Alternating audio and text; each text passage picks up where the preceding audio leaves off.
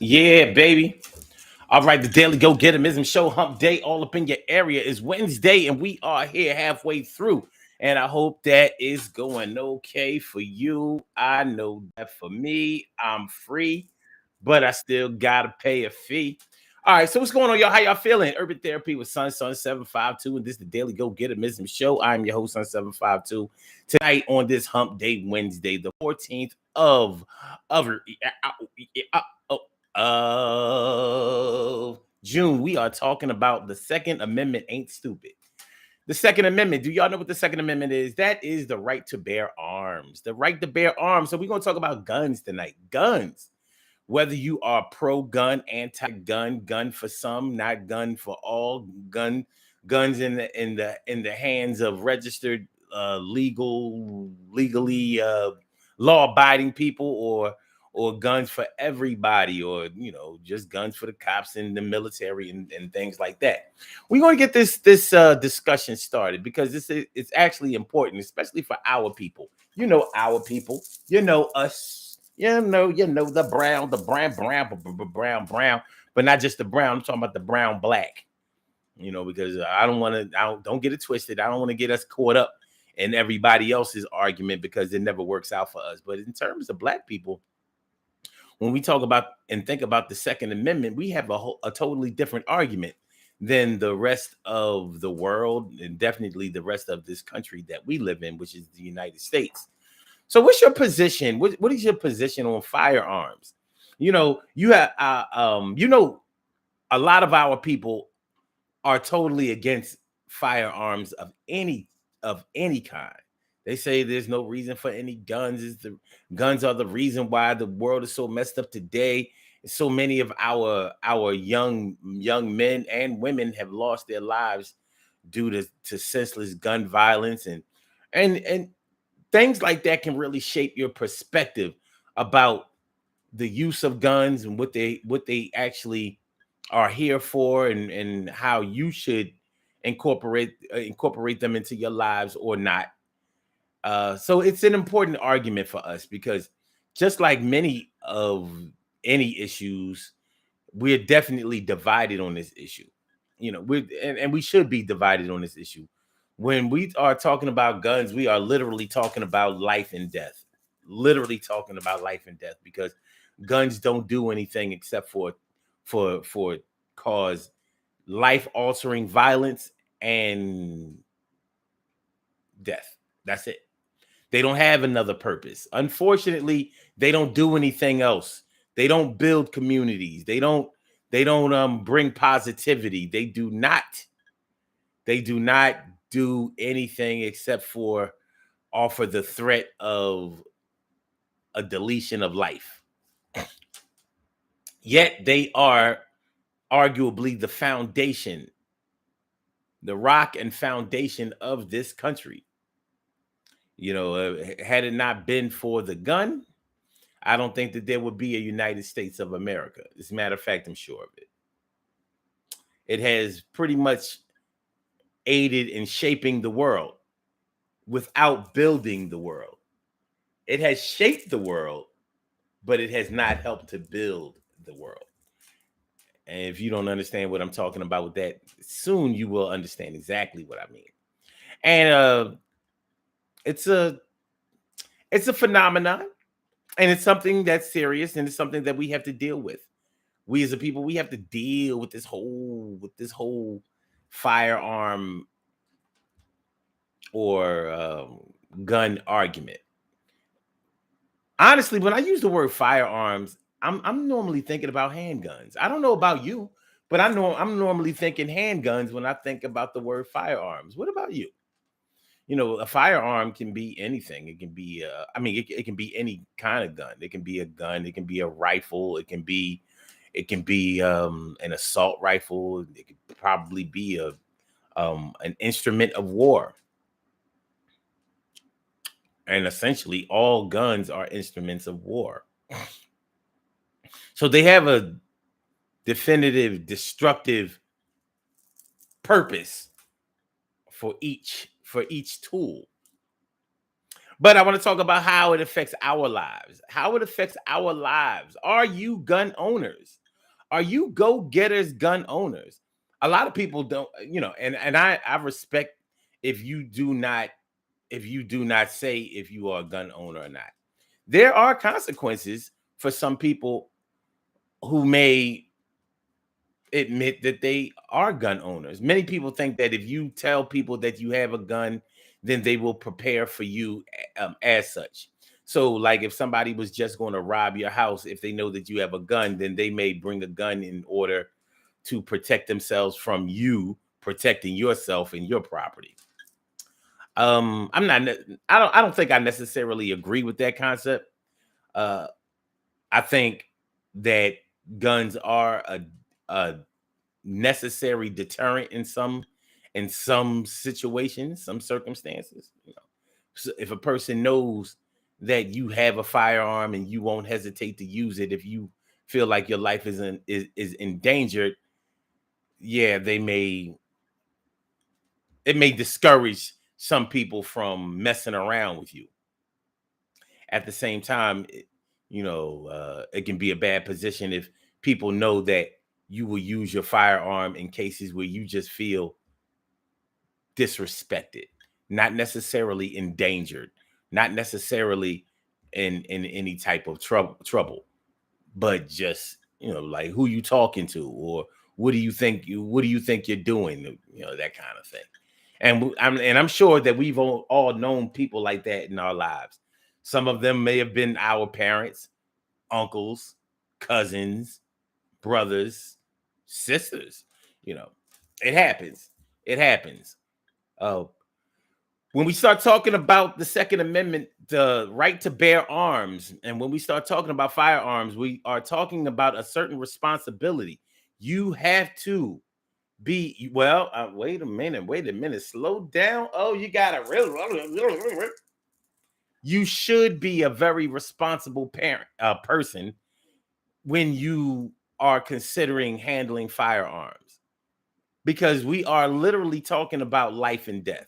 Literally talking about life and death. We're not talking about anything else. At times we may be talking about crippling, we may be talking about maiming, we may be talking about handicapping, which is the same as crippling. But regardless of whether you are in front of the gun or in back of the gun, it's going to be a life-changing experience when you handle one. So the responsibility that a gun owner or a gun user should have is an extremely high responsibility. It's not something to not be taken seriously. One of the reasons that guns are so unpopular with certain people is because they have been so often used irresponsibly in the hands of people who don't seem to understand the seriousness of the consequences that guns can render. Thugs out here, gangsters, street thugs, and criminals and gangsters who seem to think they're just playing a game of Grand Theft Auto or Call of Duty when it comes to guns. Life does not respawn the way it does on a video game. And anybody who doesn't understand that is a problem in our society. Anybody who doesn't understand that is a really, really, really, really, really big problem. Because if you can see what bullets do to flesh,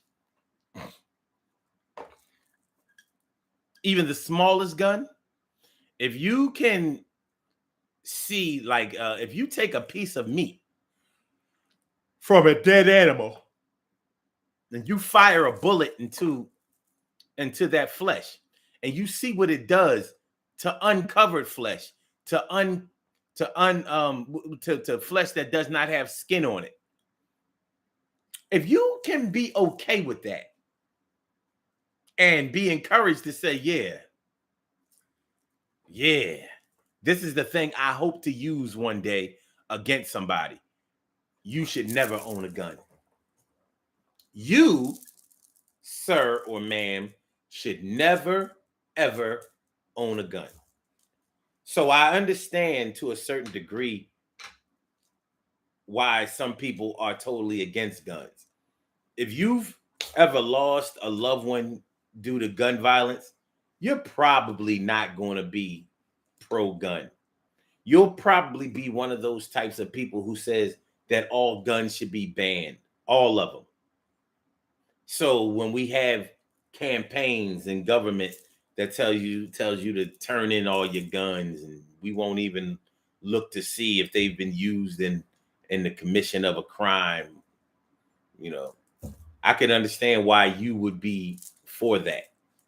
At the same time, if you are a responsible gun owner and maybe you have been in the military and you have gone overseas and have protected, served your country and protected your comrades, your fellow brothers in arms against the enemy, I could understand why you would be for guns.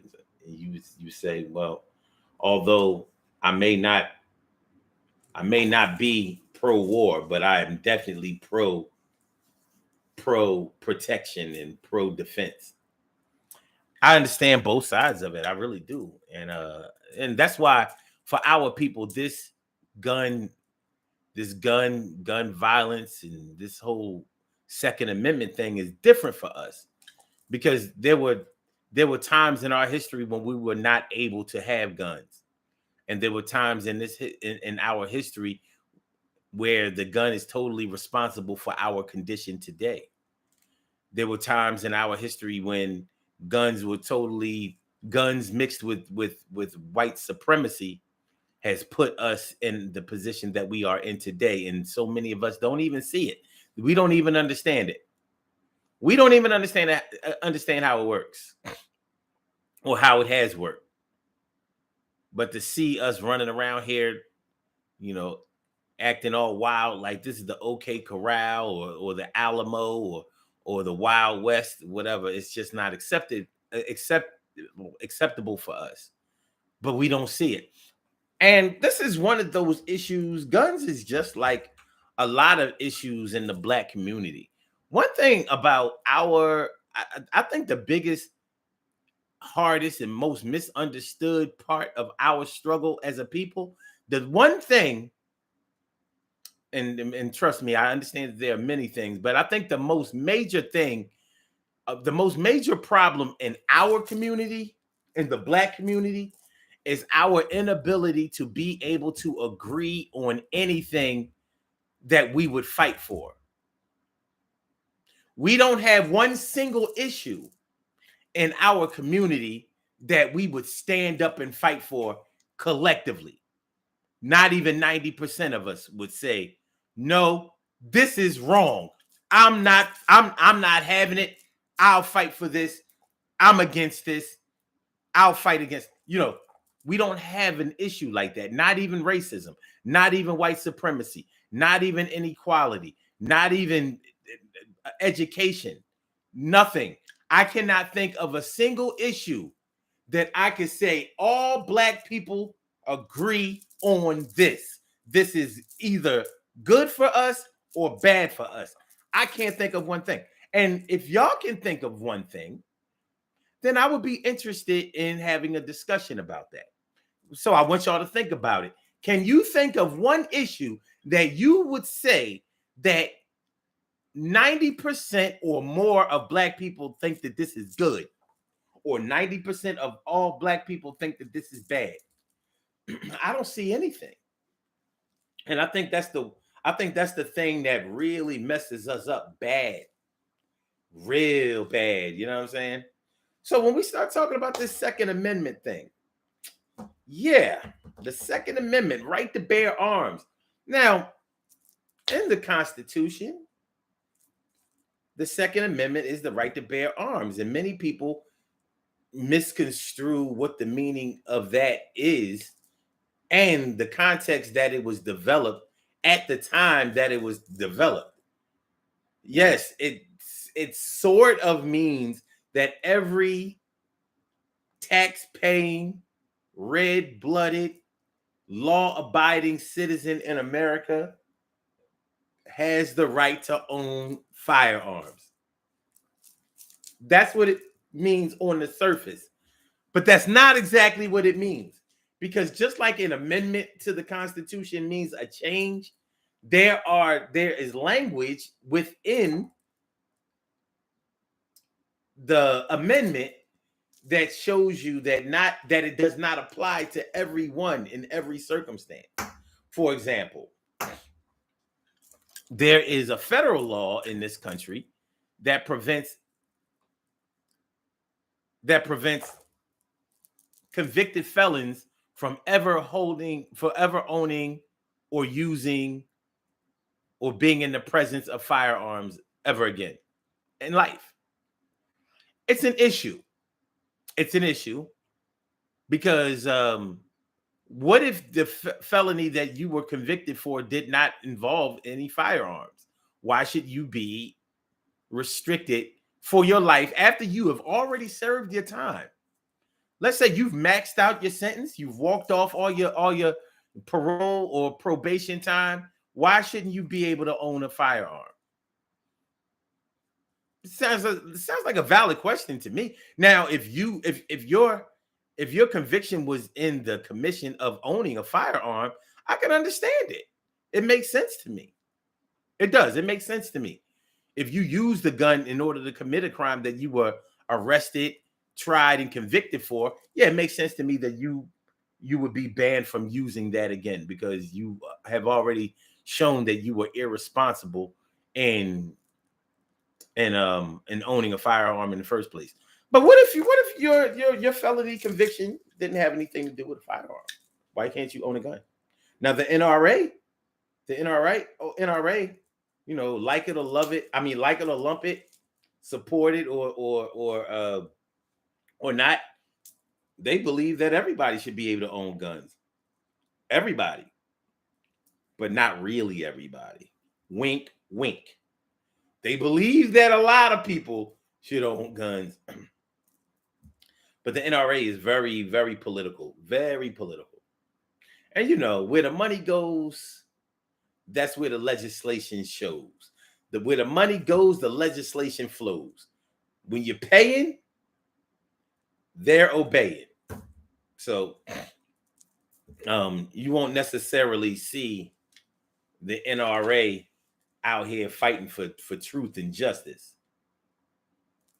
But their donors, the people who donate to the NRA, and the politicians that use the NRA as a pawn, well, both sides benefit from that.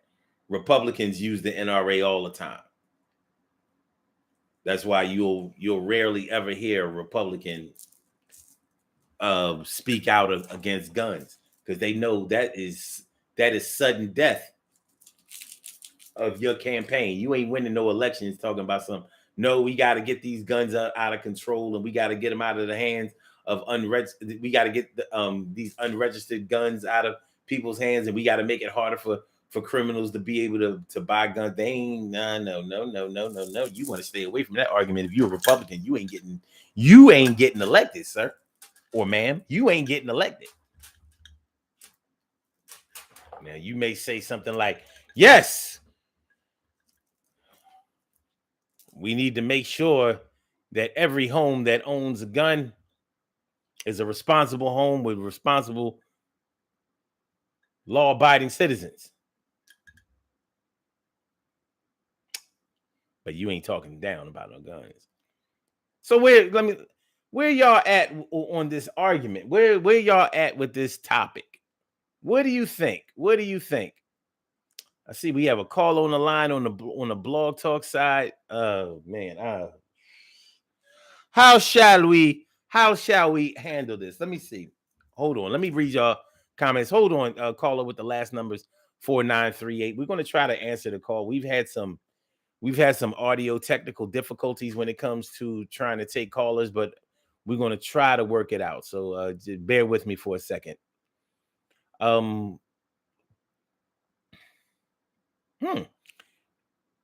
Carol Chamberlain. She says this scenario seems to fit today's actions. Oh, did something happen on the news that I don't know about? Hmm. Because I didn't see anything. And so Jones says having a weapon could be for comfort. Comfort? Hmm. I guess that's an interesting word there, Ansel. Comfort. And he says everyone has a seatbelt. No one wants to use it for that. Okay. Stacy White. She says, "So glad my mother never owned a gun." Now that's an interesting thing to say. Glad that your mother never owned a gun. Are you saying that because you think that your mom might have used the gun in anger or in an irresponsible way, or you know? I'm interested to know what the background for of that you're speaking about. What's behind that? Carol Chamberlain says a close friend, female, lives alone, home robbed, and she's home, shoots the intruder, and is now in therapy. Intruder was unalived, and she's being sued by family. Well, they can try to sue her all they want. She had the right to discharge her weapon in the commission of protecting her home, life, and property. So, but these are some of the things we run into. These are the things we run into because when it gets to the court, now they want to know what the real circumstances were of you using the firearm. Did you know the person? Was there malicious intent? Where did you shoot them? Did you shoot them in the back while they were running away? If you, I'm not really I'm not 100% sure of this, but I believe that if someone breaks into your home while you're there and you shoot them, I don't even think that it matters if you shot them in the back. You have the right, like they trespass on your property in your home, causing a danger for you. You don't know. You can always say I shot them in the back because I thought that they had a weapon and they were trying to run for cover so they could shoot me. So I had to make sure that that didn't happen. If you didn't know the person, more than likely that's going to stand up in court. But then when you start talking about court, now you're talking about lawyers. Now you're talking about spending thousands of dollars to defend yourself and defend a position where you were 100% right. And that's what makes a whole lot of it right. We start talking about all this legal stuff. We start talking about getting into your pockets. We start talking about messing around with your livelihood. I got a problem with that. All right. And I'm sorry about your friend Carol. These are the stories that I'm talking about. All right. TK Wright says, I believe in the right to have a firearm. I could dig it. Barbara Hill C. Say, what's going on? Thanks for coming through. Carol says, I'm sorry. Barbara says, I carry every single day. Okay. All right. Vita B. What up, Vita? Good to see me, some you. See me, some you. All right. Carol says, it is, Barbara. His family is suing for wrongful death, but he had a rap sheet like a telephone book. Yeah. We have so many different opinions on thhere arguments where firearm is concerned. Now, had she stabbed him up, we probably wouldn't be talking about nothing. Then again, they might try to convict her or try her for OJ Simpson crimes. Emily Dunlap in the house. I said Emily. And Carol says, and she has a license for her weapon, and of course, they took the weapon until the end of the trial. Mm-hmm. Now, I don't see how. See, the law does what it wants to do, because if you are license to carry a weapon. Now, okay. On one hand, they may have confiscated the weapon because it's evidence now, maybe. But she definitely shouldn't lose her license to carry. So if she has another gun, or if she wants to go out and buy another gun, and she's not a convicted felon. Either way, unless she's tried and convicted in criminal court, she can buy all the guns she wants. And we're going to get into that whole buying all the guns she wants type of argument in a minute. I'm starting to wonder if we're going to have enough time to really do this show. All right, or finish the concepts of what we're talking about. Make sure y'all hit that like button, y'all. Make sure that y'all share the show. Make sure that y'all subscribe to the channel if you haven't subscribed to the channel yet. This is the Daily Go Getimism Show. I'm your host, Sun752, and we are talking about the Second Amendment. The Second Amendment ain't stupid. They know what they're doing. All right. T. Carey Wright says, when my kids were younger, I didn't want a firearm in the house. I was afraid that an accident would happen. A lot of people feel that way. I feel like our people feel that way a little too much. Many of our people feel like guns are just the enemy of our people in and of themselves. But when you don't understand even how a gun works, and you'll be surprised at how many people don't know how a gun works. You know, television and movies have us thinking that there's a such thing as guns going off. You know, you see in the movies on TV, they fighting over the gun. They talking about the gun went off. Well, I'll tell you how guns go off. Guns go off by you pulling the trigger. They don't go off by you having an argument. They don't go off by you just having your hand on the handle. They don't go off by you pulling back the hammer and throwing the gun on the ground. You can throw a gun against a wall. You can tie a string to it and wave it around and throw it like a boomerang. It won't come back, but it's not going to go off. There's only one way that a gun can go off, and that's by you pulling the trigger. That's it. It's not designed to. There is no double or single action that can make a gun go off other than you pulling the trigger. That's the way it works. There are no other buttons on there. It's not like the one-armed bandit of a what do you call that thing? That slot machine. You know how you can pull the arm on the slot machine, or you can press the button. It doesn't work that way. Gun doesn't have a button on the side that you can push to make it go off. There's no other way. You pull the trigger, it fires. That's it. You don't pull the trigger, it won't fire. So there's no gun. The gun went off. The gun went off because you pulled the trigger. While y'all were wrestling over the gun to see which one of y'all could get it from the other, you shot it. You pulled the trigger and somebody got hit. That's it. No more to it.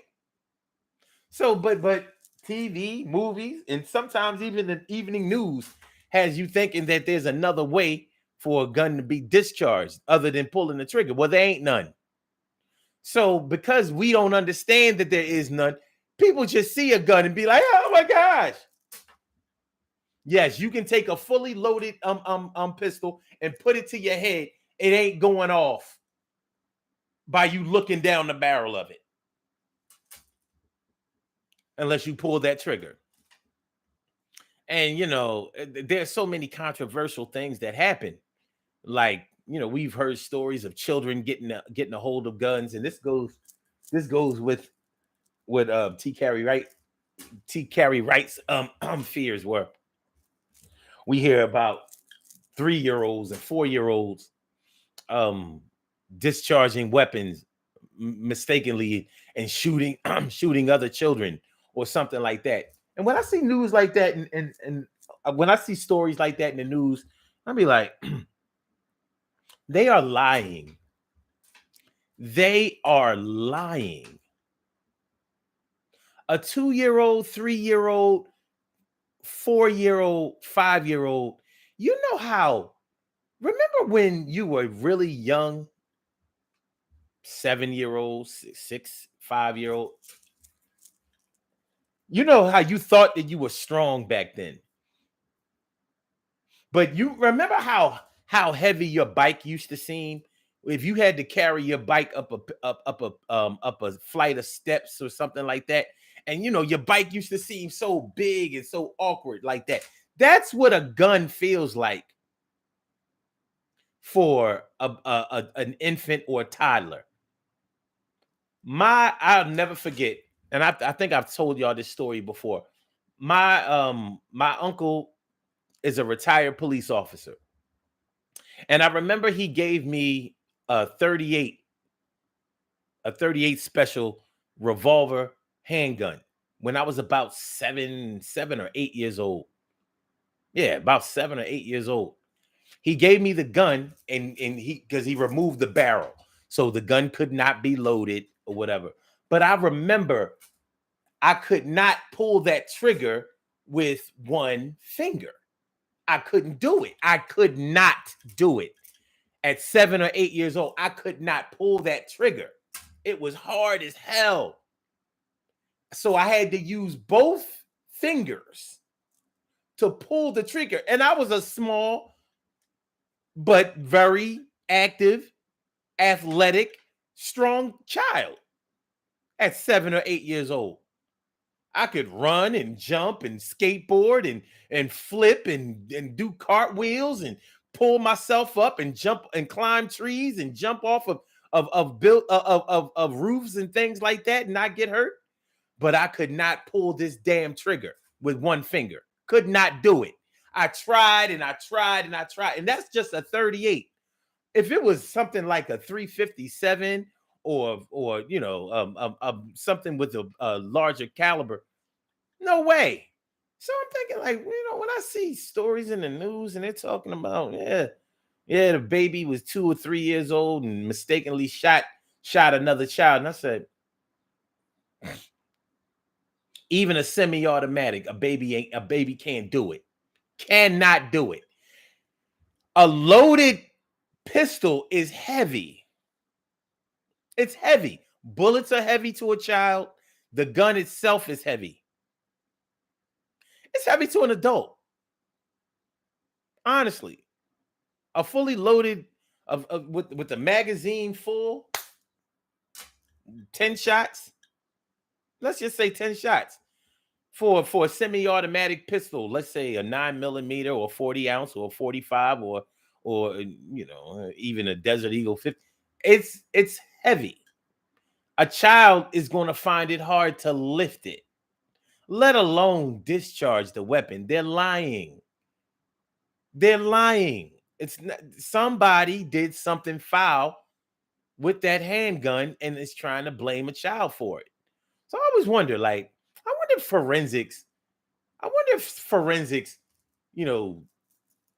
did a gunpowder test on the wrist and arms of the baby that allegedly shot the gun.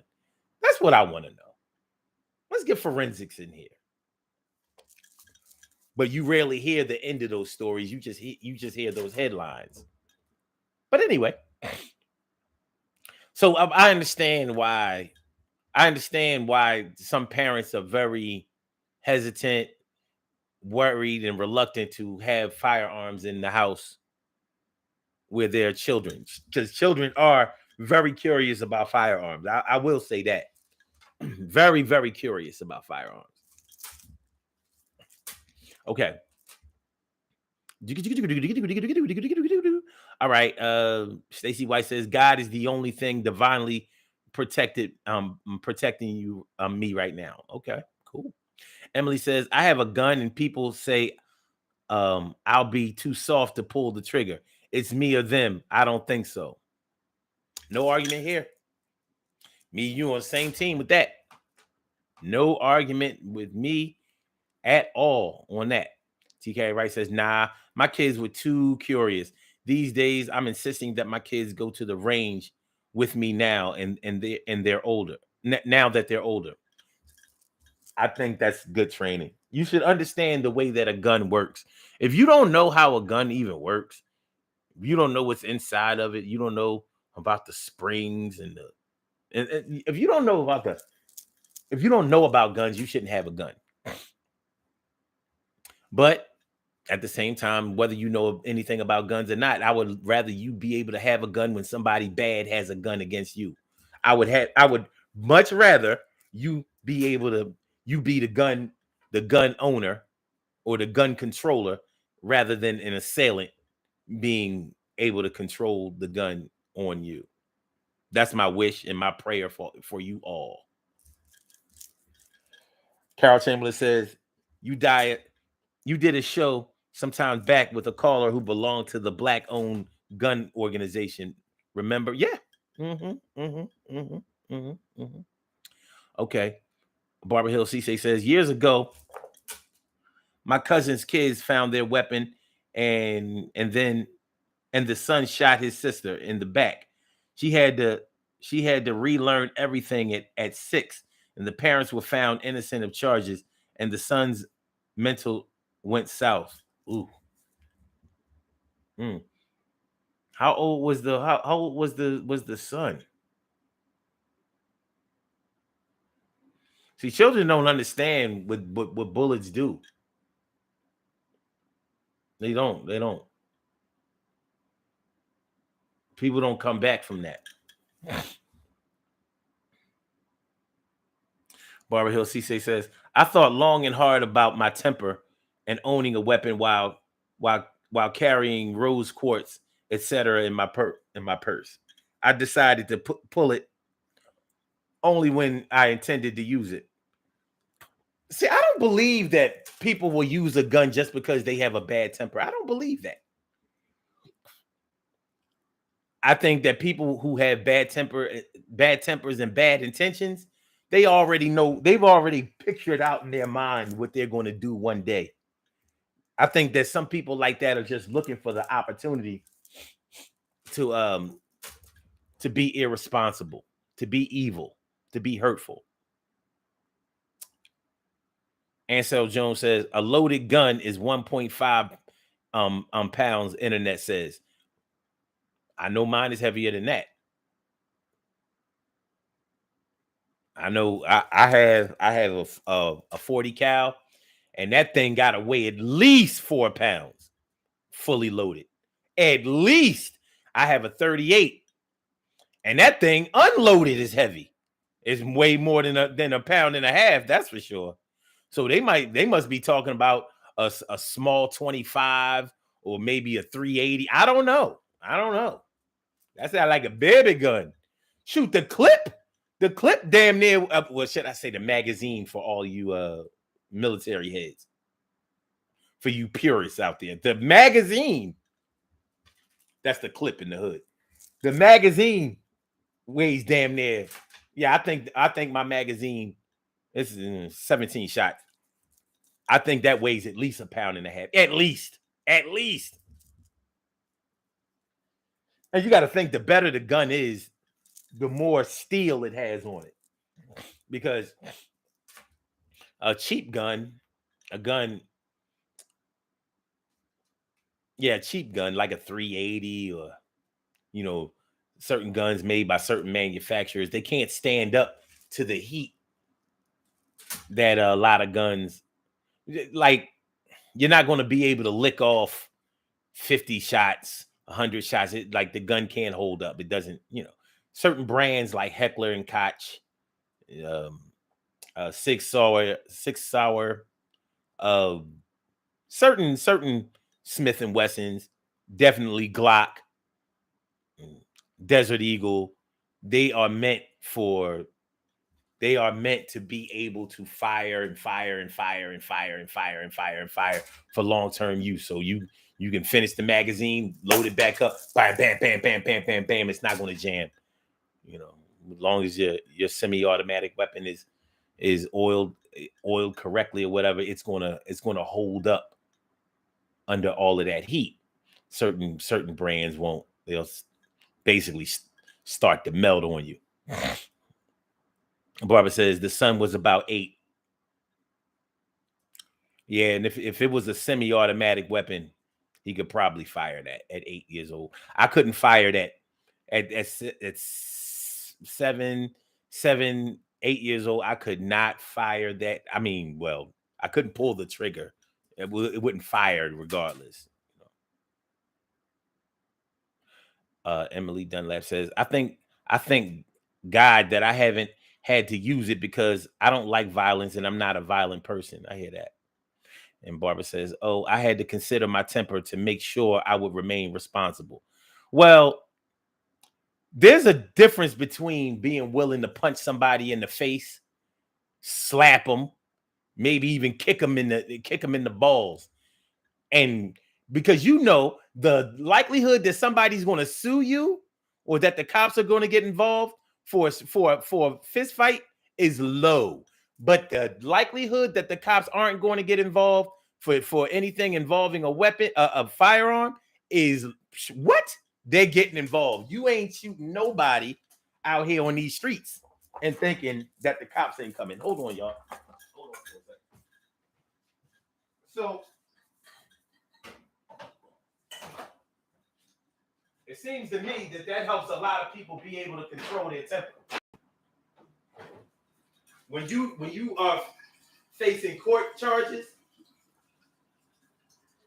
judges, juries, jail time, arrest records, criminal records that can have a big impact on your income, your ability to be able to take care of yourself and your family.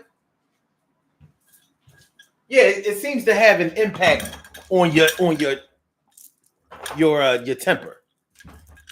Yeah, guns, I think, do a better job with responsibility, and as far as responsibility is concerned, when it comes to people's tempers. Guns do they do a pretty good job. They do a pretty good job. Now, you might be a puncher and a slapper, but when you get into that realm of being a shooter, you ain't shooting without the cops getting involved. You already know that. And believe me, it makes a difference when somebody steps on your new sneakers or brushes you with their elbow or is talking behind your back or is disrespecting you in some type of way, insulting you. Yeah, it makes a difference. If you're a responsible person.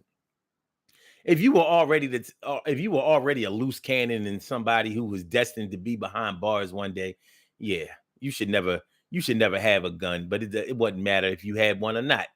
You're going to find a way to get yourself behind those bars. There ain't nothing that can stop a jailbird from being in jail. Oh.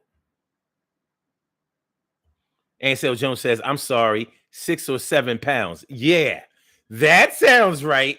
It's heavy. It's heavy. Yo, a loaded weapon is heavy. It's a heavy item. So that a 2-year-old can't lift that. Can't do it. 3-year-old, I don't think they can. Be dragging that thing along. They don't even know what it is. All right. Barbara Hill CC says, I fired the governor, which is a 40 cal. I like that it fires 12 gauge in the same chamber with the 40 cal ammo. It's heavy. Stacy White says, oh, thank you. Appreciate that. Emily says, I'll probably use mine to kill a dog before a human because people keep trying to put their dog playfully, of course, on me. But I don't play like that. Man, you better not shoot no dog. You can get away with a human, but whatever you do not shoot a dog. Oh Lord. Oh gosh. You'll probably get away with shooting your mom before you get away with shooting Fido. And Carol says, so many aren't responsible. I'm going to try to take a caller. Y'all know that it's going to be, listen, if it don't work out, it don't work out. I'm going to try. I am going to try. Here is me trying to take a caller. Let me see.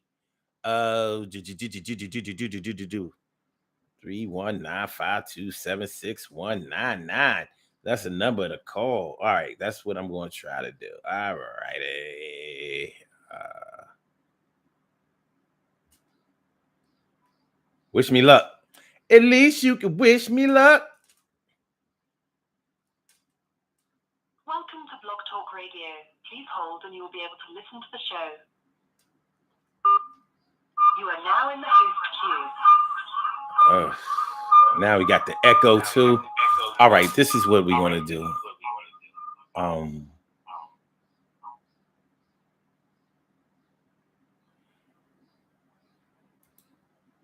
going to mute myself. Okay. And then I'm going to open up my line and call it with the last numbers 4938. I hope you're still here. Welcome to the Daily Go Getimism Show. Sorry I had you holding on so long, but I tried to explain to you the audio technical difficulties that we've been having. What's on your mind this evening, sir, or madam, or ma'am? Hello, Joe. This is Joe. What's up, Joe? How you feeling?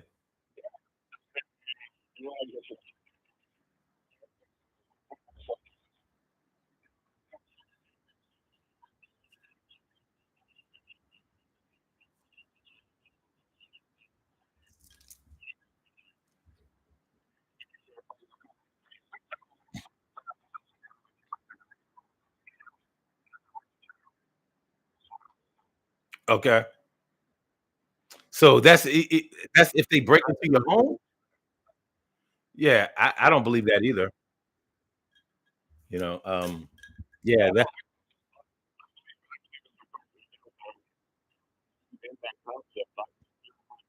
I don't know who you are.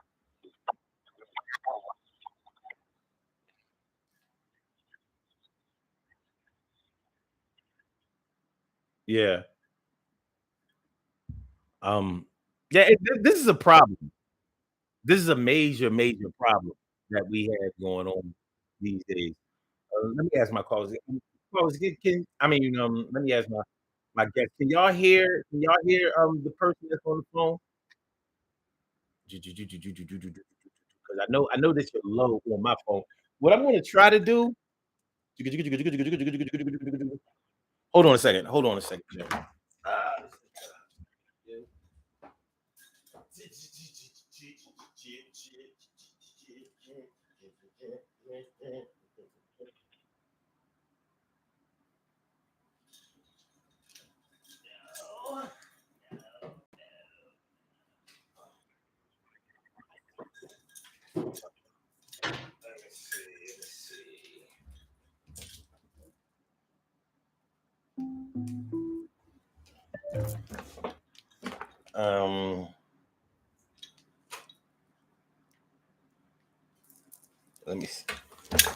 Let me see if I could make this thing work. I'm going to try to use a Bluetooth speaker so it can be a little louder.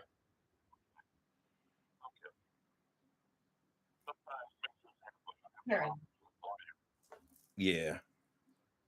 Let me see. Let me try this thing here.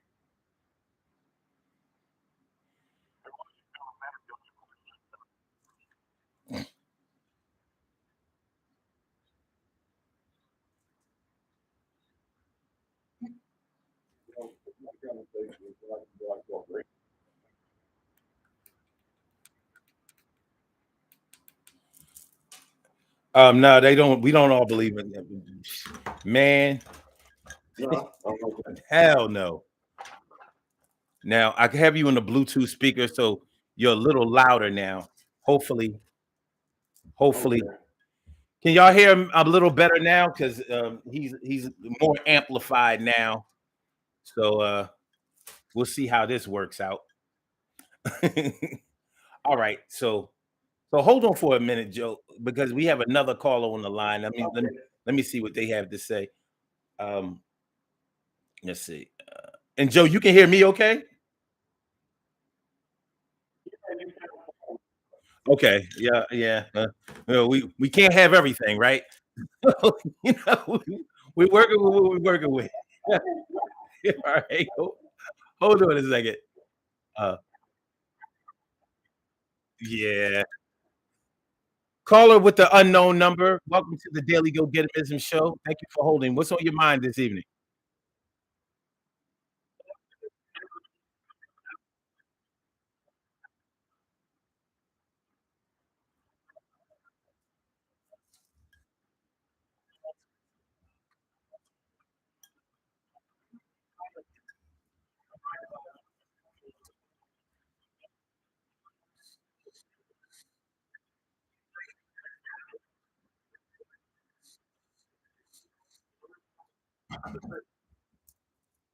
Okay.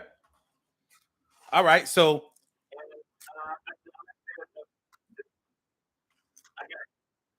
yeah, we have some we have some.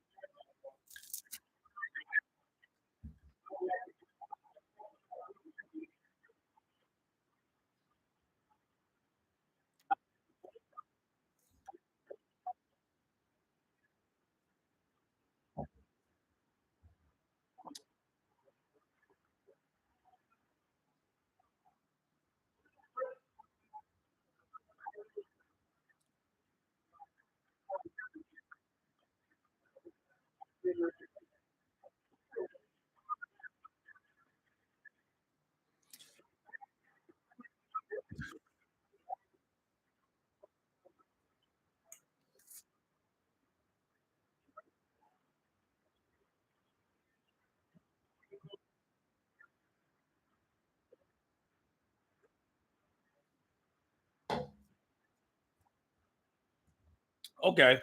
Okay, I understand what you're saying. The thing is, ultimately, guns don't do anything besides hurt, besides cause violence. Now, when you say that you use it to threaten people, you've used it as a deterrent. Yeah, I understand that, but you could use something else as a deterrent as well. Like if I have a hammer and you don't have a hammer, I can use that as a deterrent. But that hammer also has the ability to drive a nail or separate something or actually be used in construction. I don't think a gun is able to do that. Do you?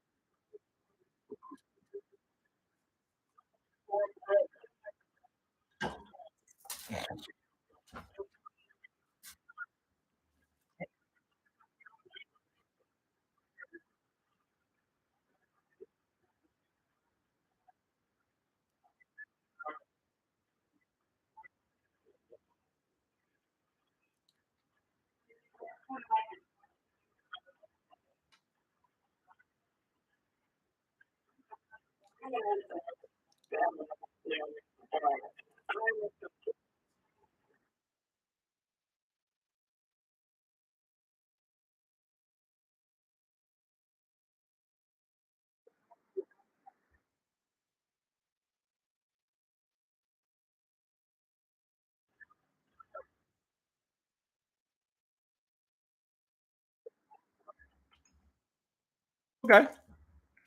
Okay. So I just had one more question. Like my other callers really can't hear y'all because of this audio issue. But I have one question for you, sir. What made if you are an ex-Vietnam vet? Is did I get that right? What made you be a gun prohibitionist? Okay. What made you become a anti-gun enthusiast before? What made you a gun prohibitionist as you described after being a war veteran? What influenced that?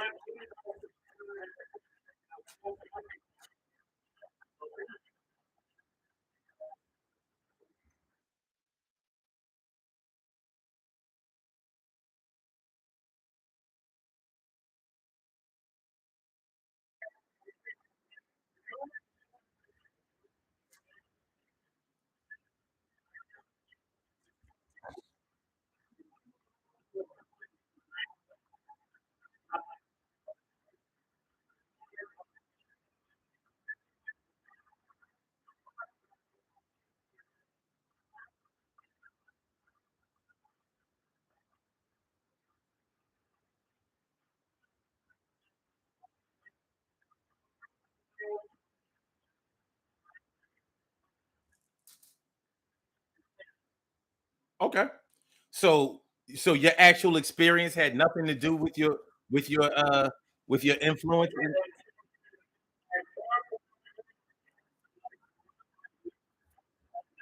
okay. Okay. All right. Well, listen, I want to thank you for calling in. I really appreciate your testimony and your input. Like I said, because of this audio issue, my audience really can't hear any of the stuff that y'all were talking about, and that's really sad because y'all were offering some really decent information. But we're going to get this issue taken care of sooner or later. I'm going to keep tooling around with it, and we'll get it rectified. But listen, I want to thank you both for calling in. I appreciate you both.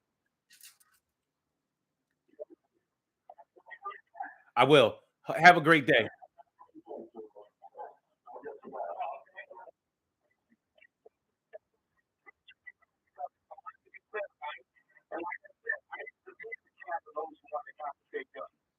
Okay.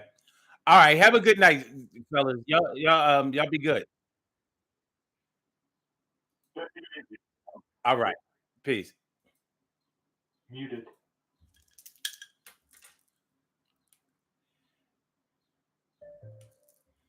Sorry, y'all. I tried. I tried. And it's a shame because well, for because y'all couldn't hear.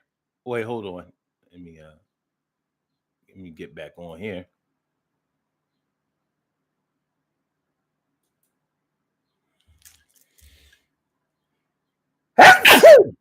Because y'all couldn't hear, I'll have to give y'all a brief synopsis of what was being said. Bless y'all too. Oh, I got it. Okay. Okay. There was a caller on the line. Joe, as y'all know, was on the line, and there was another caller that was on the line, and they were the caller who knows Joe was saying that he was a ex Vietnam vet. Well, no, no, there's no such thing as an ex Vietnam vet. He is a Vietnam vet, and he was originally anti-gun. He was what he described as a a gun prohibitionist, and because he believed a lot of the propaganda that was being waged about against guns and gun use and what their purposes were and things like that. But now he's definitely pro firearm, so he's not necessarily an activist, but he's definitely one who advocates for gun ownership. And he was saying that a very low percentage of criminals are the ones that are responsible for being the gun owners. If you listen to a lot of the news reports, you would think that the most of the guns are in the hands of criminals, and he believes that most of the guns are in the hands of law-abiding, responsible citizens. And I actually agree with that. The thing about it is when we start talking about what law abiding means, law abiding covers everybody who hasn't been accused or convicted of a crime. It doesn't necessarily mean that you haven't committed any, but you have not been discovered to have done that. You haven't been arrested for that. You haven't been tried for that. You haven't been convicted of that. I do believe that responsible gun owners need to be respected in that right. And I do believe in protection. We could do this show way longer than we have time to do it because I'm going to have to end it now.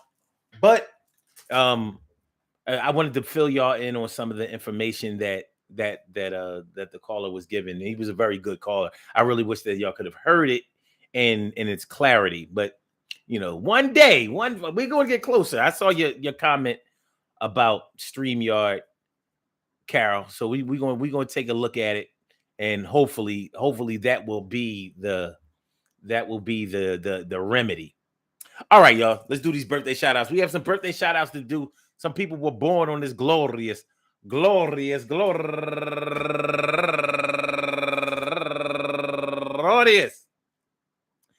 June 14th, and they deserve to be acknowledged. So let's go about our business of acknowledging them and making them feel special because they are special, because they are special, because they are SPECIAL. They get the RESPECT. They are SPECIAL. They get the RESPECT. They are SPECIAL. They get the RESPECT. They get. All right, let me see here. Number one. Out the box, Ramona Smith. Happy birthday to you, Ramona. And also, she's turning 36 years old today. And Shakira Brunson turning 42 years old today. And Joanne Coy, happy birthday to you. And Sheila Cheney, happy birthday to you. And Viola Montgomery turning 34 years old today. Happy birthday to you. And Uniquely Intuned turning 55 years old today. And Monique Lowry turning 51 years old today, and Lonnie D. Nelson turning 57 years old today, and Haba Adele turning 36 years old today, and Elaine DeShields, happy birthday to you, and Amber S. Hawkins, happy birthday to you, and she used to be called the computer lady over on Blog Talk, and last but not least, my girl, going all the way back to the 1991, my girl Tara Simmons, Tara F. Simmons, I want to say happy birthday to you. I hope that today finds you all in good health, happiness, mind, body, soul, and spirit. And that goes out to each and every person born on this glorious June 14th, anywhere out there in the world, worldwide, internationally, and universally. All of y'all go ahead and turn up.